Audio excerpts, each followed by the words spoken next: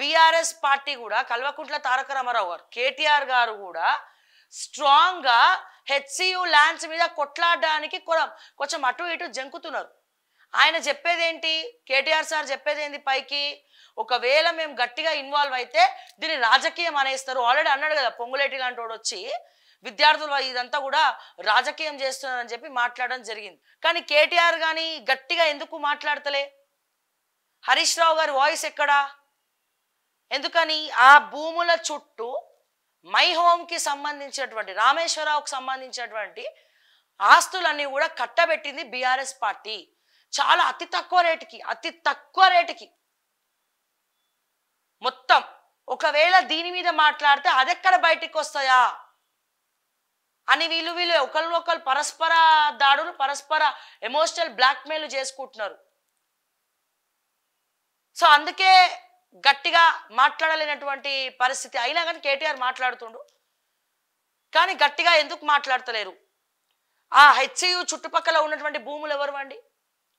కొన్ని వందల ఎకరాలు ఉన్నాయి మై హోమ్ రామేశ్వరరావుకి. ఎవరు కట్టబెట్టింది అప్పనంగా?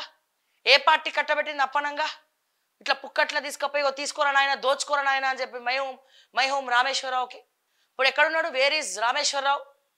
ఏ కలుగులో పోయి దాక్కున్నాడు? మళ్ళీ ఆయన ఆ గవర్నమెంట్తో బిజినెస్లు, ఈ గవర్నమెంట్తో కూడా బిజినెస్లు. రేవంత్ రెడ్డి గారికి కావాల్సింది పైసలు. అవి వచ్చేసినాడు, ఎవరిని ఏమన్నాడు, ఇక అయిపోయాయి. సో ఈ రోజున కేటీఆర్ మాట్లాడుతుండు, కానీ ముందు వెనుక ఆలోచించి మాలాంటి వాళ్ళు ఏమైంది కేటీఆర్ ఎందుకు రావట్లే, ప్రతిపక్ష పాత్ర మీరు, వర్కింగ్ ప్రెసిడెంట్ మీరు మాట్లాడాలి, బండి సంజయ్ ఎందుకు రాడు, ఎందుకు మాట్లాడు అని ఒక 10 సార్లు తప్పించి అరిచిన తర్వాత అప్పుడు వస్తారు. అండ్ నేను అడిగిన టీడీపీ వాళ్ళని కూడా అడిగిన, టీడీపీ వాళ్ళు ఖండించాల్సినటువంటి అవసరం ఉన్నది. ఎందుకంటే ఈ భూములను దారాదత్తం చేసింది నారా చంద్రబాబు నాయుడు గారు. ఇప్పుడు ఆయన ఇన్స్ట్రక్షన్స్ ప్రకారమే ఇదంతా కూడా నడుస్తుందా? ఒకవేళ నేను చెప్పిందే నిజమైతే ఈ ఆక్షన్ వెనకాల నారా చంద్రబాబు నాయుడు గారు ఉండుంటే, చంద్రబాబు నాయుడు తోటి పొత్తున్నది ఎవరు? భారతీయ జనతా పార్టీ. మీరు చూడండి ప్రజలారా, పార్టీలన్నీ ఒకవైపు, రాజకీయ నాయకులందరూ ఒకవైపు, ప్రజలు ఒకవైపు, హెచ్సియు ఒకవైపు, విద్యార్థులు ఒకవైపు, జీవరాశులు ఒకవైపు. ఎందుకు? చంద్రబాబు నాయుడు గారు రేవంత్ రెడ్డికి చెప్పి ఆక్షన్ పెట్టించి ఇట్లా చేయి, ఇది ఇట్లా చేయి. ఎందుకని?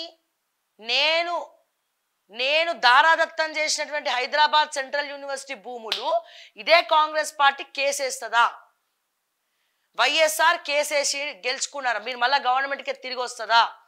సో ఆ తిరిగి వచ్చినటువంటి భూములు ఉండడానికి వీల్లేదు, దాన్ని ఆక్షన్ పెట్టి సొమ్ము చేసుకో. మళ్ళీ ఆక్షన్లో ఎవరు పార్టిసిపేట్ చేస్తాడు? ఏ వాడే ఉంటాడు, బి వాడే ఉంటాడు, సి వాడే ఉంటాడు, డి వాడే ఉంటాడు. ఏలో వచ్చిన వీళ్ళకే పోతుంది, గెలుచుకున్న వీళ్ళకే పోతుంది, బిలో గెలుచుకున్న వీళ్ళకే పోతుంది, సిలో గెలుచుకున్న వీళ్ళకే పోతుంది, డిలో గెలుచుకున్న వీళ్ళకే పోతుంది. సో ఇప్పుడు ఒక మాట, ఇప్పుడు బలమైన సపోర్టర్ ఎవరు? బీజేపీకి టీడీపీ. ఎన్డీఏలో మంచి మెజారిటీ వచ్చింది, ఎంపీ స్థానాలు బాగా గెలుచుకున్నారు. కాబట్టి ఒక కీలక పదవి చంద్రబాబు నాయుడుకి, కీలకమైనటువంటి రెస్పెక్టివ్ వేలో మంచి సపరేట్ ఇంపార్టెన్స్ ఇచ్చారు నరేంద్ర మోడీజీ. ఇప్పుడు ఇదే చంద్రబాబు నాయుడు గారు మోడీజీ మీ తెలంగాణ బీజేపీ ఎంపీలు వచ్చి కంప్లైంట్ ఇచ్చారు, పార్లమెంట్లో కూడా దీని మీద డిస్కషన్ అవుతుంది. సో దీని గురించి మోడీ గారు మీరు పట్టించుకోవద్దు, మీ బీజేపీ వాళ్ళు దీని గురించి మాట్లాడద్దు అంటే బీజేపీ వాళ్ళు మాట్లాడతారా? ఫర్ ఎగ్జాంపుల్, ఈ ఆక్షన్ వెనకాల రేవంత్ రెడ్డి గారికి ఐడియా ఇచ్చింది చంద్రబాబు నాయుడు గారు అయితే, ఒకవేళ ఈ భూములు కోర్టులో, నేను ఇచ్చిన భూములు కోర్టులో గెలుచుకుంది రాష్ట్ర ప్రభుత్వం, ఆ భూములు ఉండడానికి వీల్లేదు, పంతం ఉంటుంది కదా, ఇప్పుడు పంతం ఉంటుంది, ఆ పంతం కోసం ఏమన్నా చేస్తారు.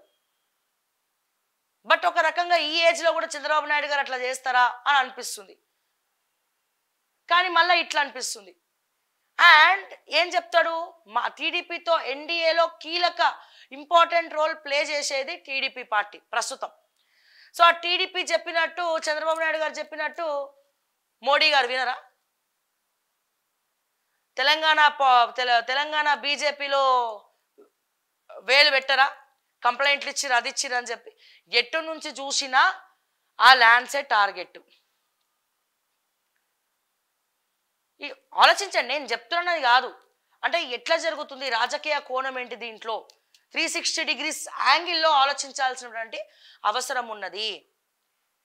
చిన్న జుజుబిగాడిని అడిగినా చెప్తాడు, చిన్న పోరగాడిని అడిగినా చెప్తాడు, నాన్న బంగారం ఇది 2004వ సంవత్సరంలో నారా చంద్రబాబు నాయుడు గారు ఒక ల్యాండ్ ఇచ్చేస్తే 400 ఎకరాలు, ఈ 400 ఎకరాల్లో కోట్ల వైఎస్ రాజశేఖర రెడ్డి గారి హయాంలో కాంగ్రెస్ పార్టీ కేసేసింది, అప్పటి గవర్నమెంట్ కేసేసింది, మళ్ళా ఇప్పుడు గెలుచుకున్నారు, అప్పటి కేసు ఇప్పుడు గెలుచుకున్నారు, 14-15 సంవత్సరాల తర్వాత, సారీ 20 సంవత్సరాల తర్వాత ఏమని గెలుచుకున్నారు, ఈ భూములు మాకే రావాలని చెప్పి రాష్ట్ర ప్రభుత్వానికే చెందినవని చెప్పి కోర్టులో కేసు గెలుచుకుంటే, రాష్ట్ర ప్రభుత్వం అంటే హెచ్సియు అని చెప్పి రేవంత్ రెడ్డికి తెలియదు, రాష్ట్ర ప్రభుత్వం అంటే ముఖ్యమంత్రి భూములు అనుకొని ఆక్షన్కి పెట్టేసుకున్నాడు అని చెప్పి ఎవరిని అడిగినా చెప్తాడు. అందరికి అర్థమవుతుంది, ఒక్క కాంగ్రెస్ ఇప్పుడున్నటువంటి కాంగ్రెస్ నాయకులు తప్ప.